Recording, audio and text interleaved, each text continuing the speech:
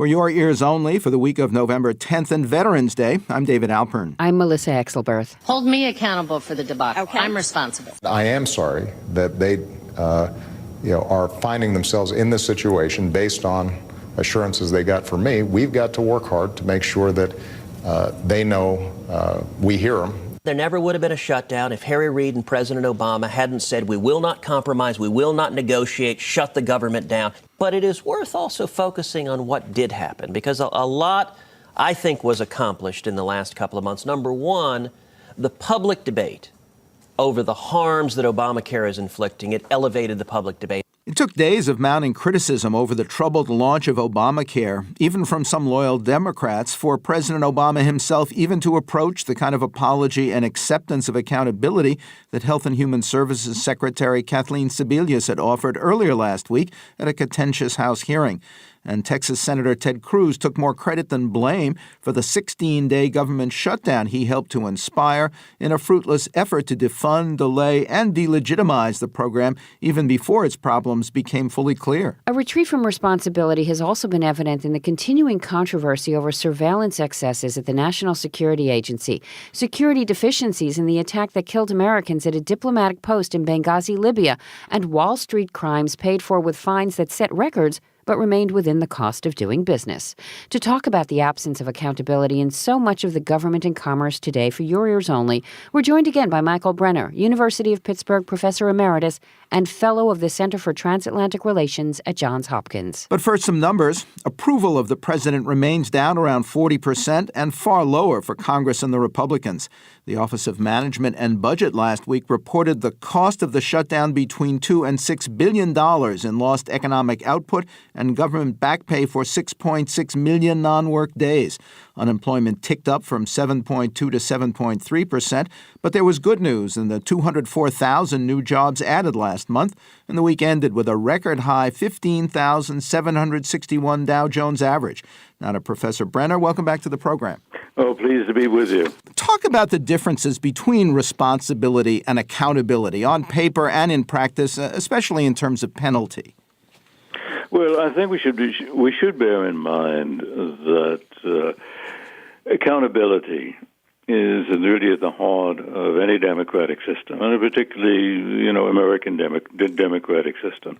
If public officials cannot be held accountable for their performance, then this erodes sort of the principle that government representatives and officials are representatives of the people, and as the word explicitly says, is accountable to them.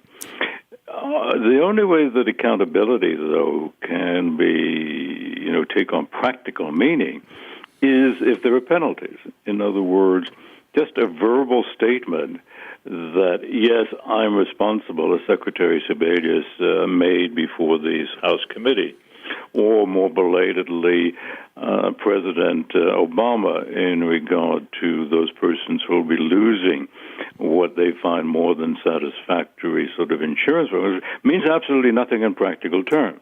But don't we usually consider that accountability taken care of by regular elections every 2 years for members of Congress, every 4 years for the president? You're not really suggesting something like Egypt where millions go out in the street to make a change in between elections.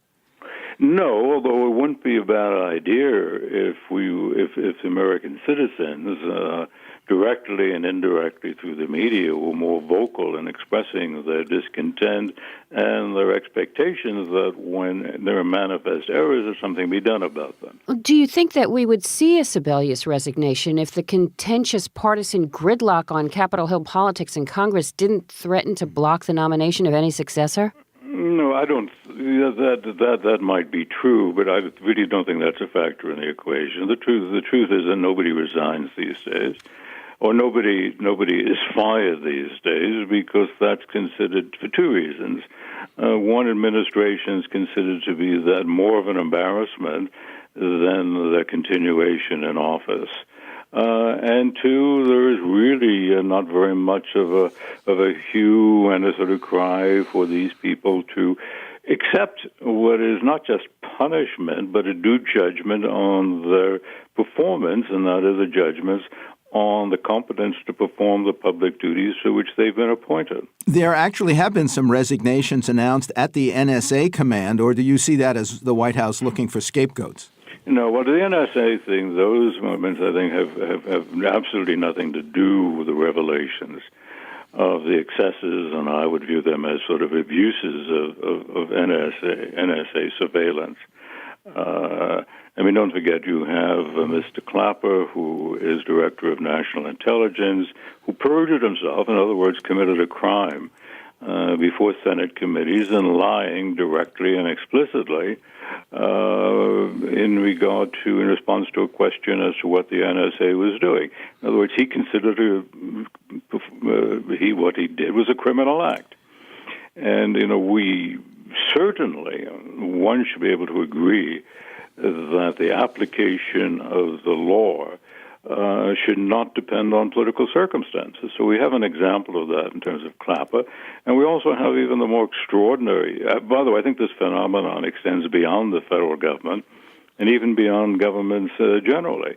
After all, the man responsible for the Department of Justice Attorney General, Eric Holder, who is sworn to uphold the laws of the land, said quite explicitly that some big banks will not be, penalized, or no legal action will be brought against them, even if the judgment on the part of department lawyers is that they committed crimes, simply because the consequences would be too unsettling for the national economy. Well, I think that this is simply unacceptable.